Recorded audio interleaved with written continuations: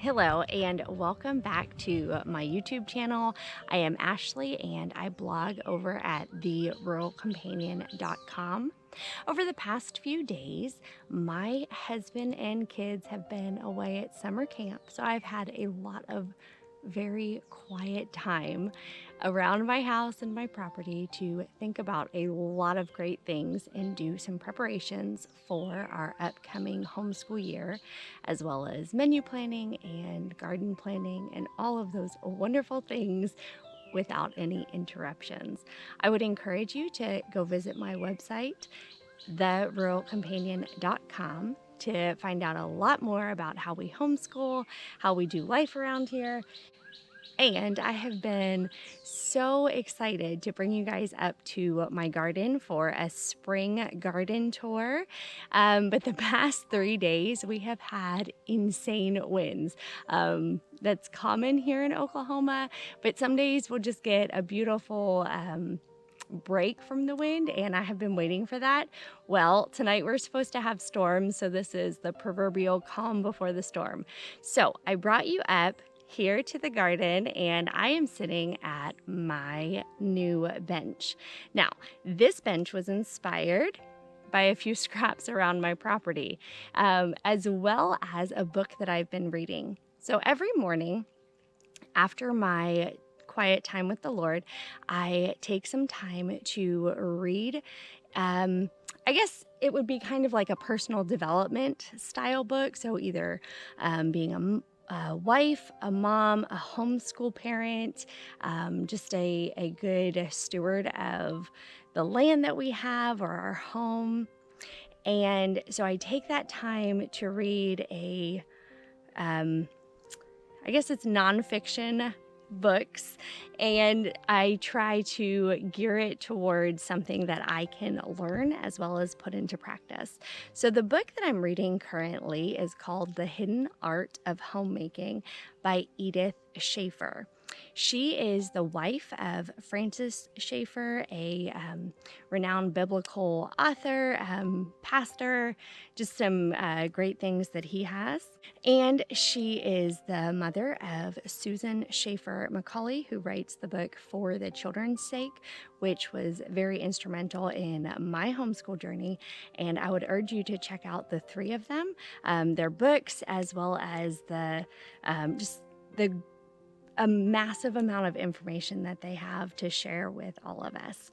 So in The Hidden Art of Homemaking, Edith, she goes through several topics of how to take wherever you live. So whether it's a big, huge mansion, a tiny cave in the side of a mountain, or land like we have here, she urges you to take whatever space you have and make it beautiful. That's just one of the chapters. There are many chapters.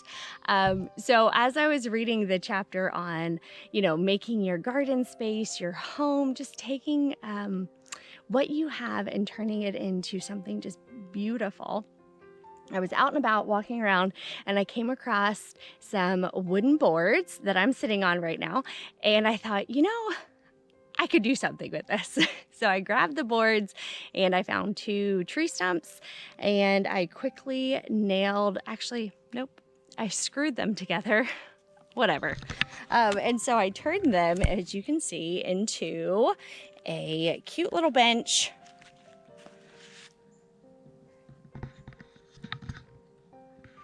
And I found these stepping stones. They were somewhere else on our property, and we didn't need them, so I moved them over here. I simply covered them with dirt and let the rain kind of pack down the dirt. Now, yes, grass is growing through the stones, and that's okay. I'm not terribly worried about that. It's more of just a space for me to come and sit away from the 4 walls of my house, to be in God's creation, the beautiful place that He has provided for us, and to think. So I call this my ponder spot, and I have a visitor. Come here.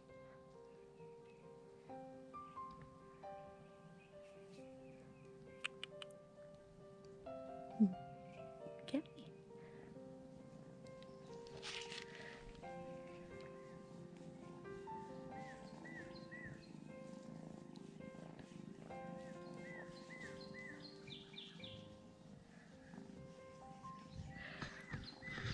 I hope you could hear, but she was purring already really loud just because she found me.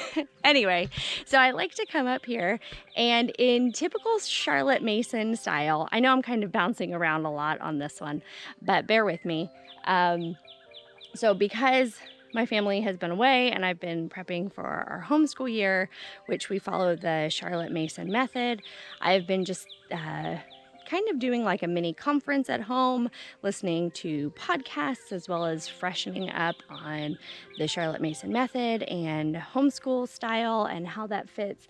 And something that is so vital for the Charlotte Mason method, kind of like the foundation, if you will, is that every day she encourages the parent teacher to provide for the child or children something to think about, something to do, and something to love.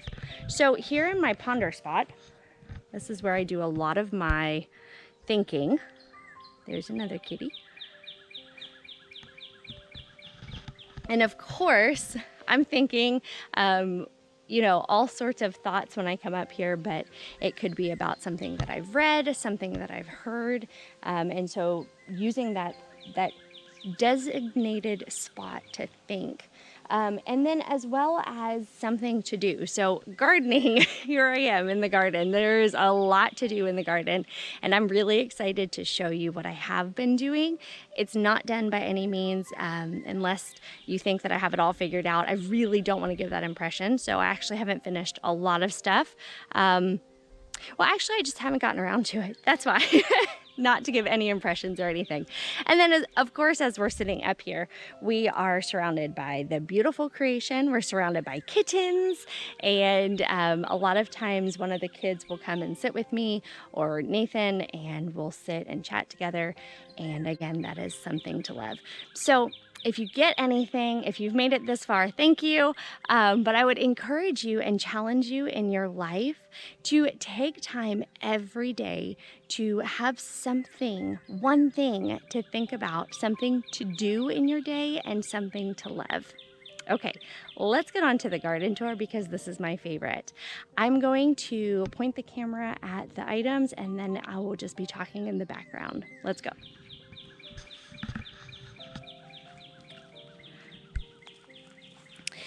At this spot, we have an apple tree, and as you can tell, we are dealing with apple rust because we have cedar trees in this area. So they're not the prettiest looking apple trees. I have one here and then one down here at the end. But they're alive. How about that? They're not really thriving, but they're alive. Down here at the base, I created a really crude, garden bed out of some old tree stumps and some mulch. We have some marigolds and some zinnias in here. Just a beautiful spot to sit and look at flowers. Next to this, I have some herbs in pots. We have lavender, rosemary, sage, and as you can tell, the sage actually is looking a little sad. It's a little wilty, so I'll need to water that if it doesn't rain. We have some chocolate mint here. Next we have elderberries. So as you can see, I have 2 beds of elderberries. So there's one back there and then one right here. This first bed is the Adams variety, and this is more of your medicinal elderberry. Again, I made a simple, bed for it. It does not need a bed, and ultimately the mulch and the tree bark will break down and need to be replaced, but it was just something more of like containment and beautiful. And you can tell that this one has already started to flower.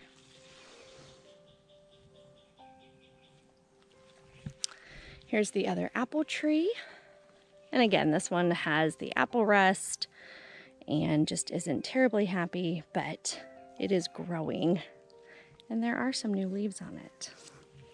At the base of this tree, we have our herb planter. So I have a lot of dill here, some basil, cilantro. On this side, we have Well, I believe this is parsley, even though it looks like the cilantro. I'm not really sure. I think that was parsley. And then I believe this is all calendula and possibly borage. I don't actually remember what I planted here. I just brought out a bunch of seeds one day and put them all in. So we'll see here soon. Over here we have a peach tree and some more marigolds at the base of this tree.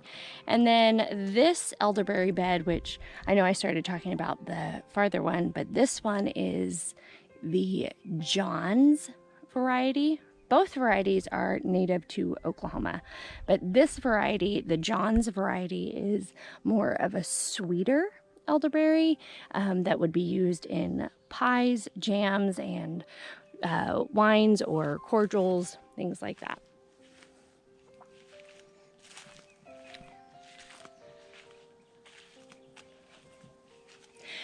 Here are the last few seedlings that need homes, and I'm hoping that I can get those put in here soon.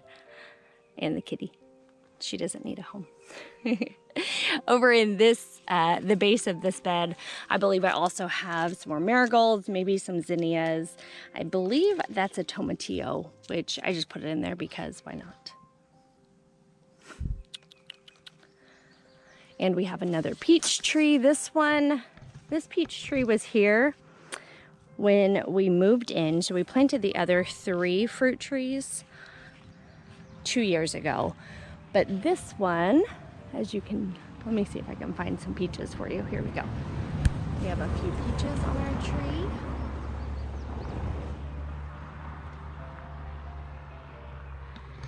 Okay, so I'm gonna pause really quick and tell you my plans for the peach tree. I'm really excited. So you probably know that I am an ice cream connoisseur. I love ice cream. And we often joke that that's all that our daughter got when I was pregnant with her because I ate so much ice cream while I was pregnant.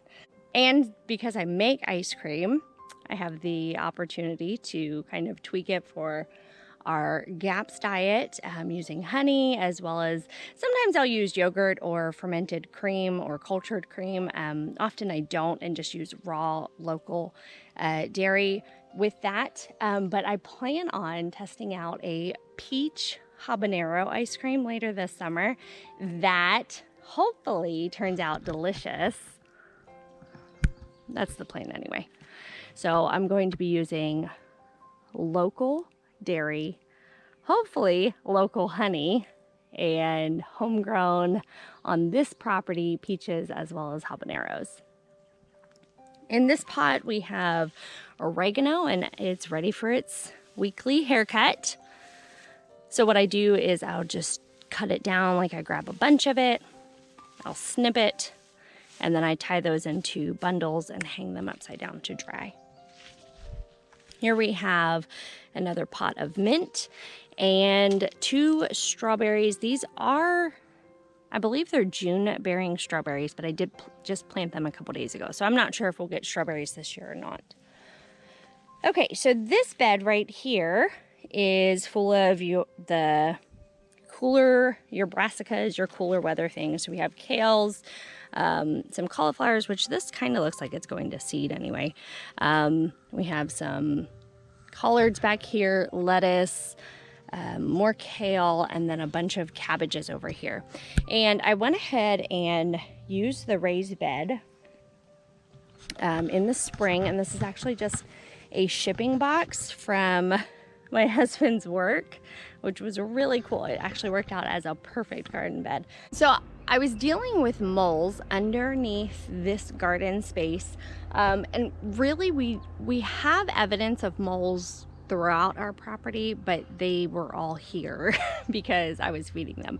And I didn't end up growing a lot last year because of the moles, and it was very frustrating, as you can imagine. So we decided to transition from in-ground planting to raised beds. So this one was the very first one that we put in earlier this spring because it was already a container and we just drilled holes in it.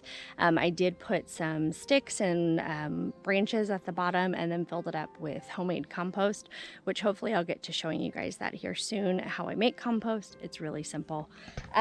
So that way we could get those growing.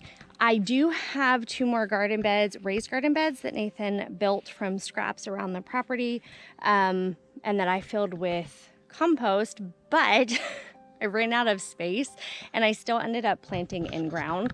And I'm just hoping that us being here and being loud with building the raised beds, that the mole won't bother it. As well as he did not bother the cucumbers that I planted last year, or I think it was the sunflowers, squash, and root vegetables. So he was very interested in the tomatoes and the melons. So I thought if maybe I just planted things that maybe the moles weren't as interested in, it would be okay to plant in the ground. So here we have Ashley cucumbers. And I literally bought these because, well, that's my name, and I thought that would be fun. The other thing I'm trying, one other thing is I typically trellis my cucumbers, and I've never actually just let them grow on the ground. So I don't know if that's a good thing or not, but I figured gardening is a great science experiment, so I just wanted to try it. I am covering the ground with, so first I have the dirt from last year, and then the broken down straw and leaf mulch that we put on last fall to put the garden to bed. I covered each mound with more compost and then a thick layer of mulch. Okay, so we have the Ashley cucumbers. Over here we have Armenian cucumbers. We grew these last year and they turned out fantastic, possibly my favorite cucumber ever. They are long and skinny and they're kind of like English cucumbers, but they're just lighter and a little sweeter. Here I was going for, well, I was kind of going for that Three Sisters thing where you have corn, squash, and beans, but I just did corn and squash. So I don't know if this one will work out. Again, it's all just kind of like the experiment. And this whole section is left bare currently, so I need to, well, I have a little bit of corn down there. But this side needs to get planted with something, and I wasn't really sure what to put in here. I have some sunflowers as well as basil. In between, we have some turnips and radishes, and you know, they might be almost ready. And yes, they are well overcrowded, but they're still growing.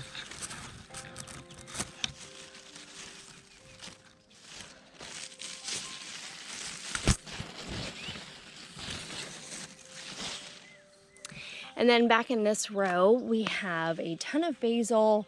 Now, I did actually plant this whole row with beets, and hardly any of them started growing. So I have a hard time with beets. So I have just a handful, and then I just put in a bunch of basil seedlings. That one's dead. So the basil seedlings, I had just planted a ton of basil in this pot, and we ended up with a ton, so I started transplanting them to different locations. And this is a black crim tomato from a friend that I just put in a pot because I hadn't got the raised beds up yet. And then back here, this beauty, this is, well, there's a bug in there. Okay, so this plant is lemon balm. This one actually has been here in this spot in the garden for over a year now, and it is just happy and thriving. And the mold does not seem to be bothered by it either. So, I don't know. And here's the corn again.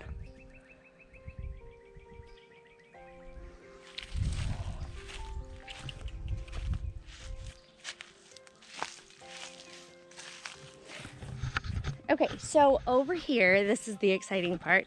The 2 raised garden beds that Nathan put together with some scrap roofing that we found, as well as just some extra wood pieces from other projects. And as you can tell, they are massive, and I did not fill all of them. We'll keep adding compost and mulch over, I don't know, the course of a couple years, and I'm sure that they will get full.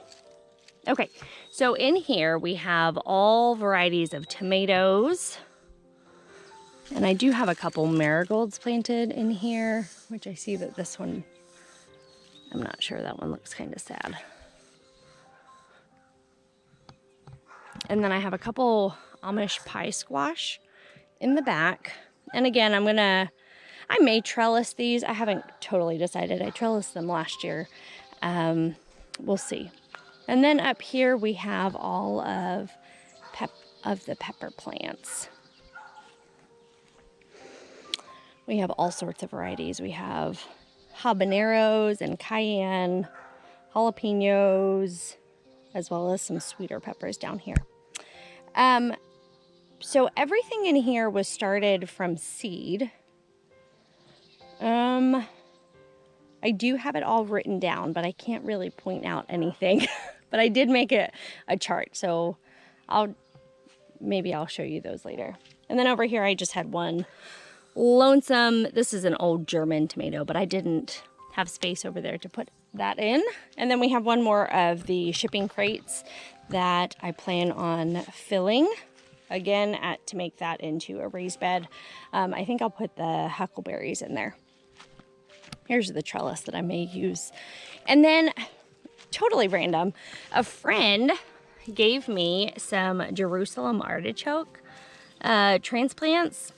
So that's what's going on over here. And I just literally put it in the ground to see what happens. I have no idea. So as you can tell, we have the 2 raised garden beds, and the plan is to put 2 more right here. And then we're gonna remove this fencing, and this whole section right here next to the road is gonna be where we put the greenhouse. And currently we have the compost bin down here, and I'm thinking we'll need to move that. I haven't totally decided yet. Anyway. Okay, so that's my garden tour. Thank you for coming along with all of my meandering conversations. I probably shouldn't drink so much coffee before I'm about to do a video, because that might help my brain stay on track.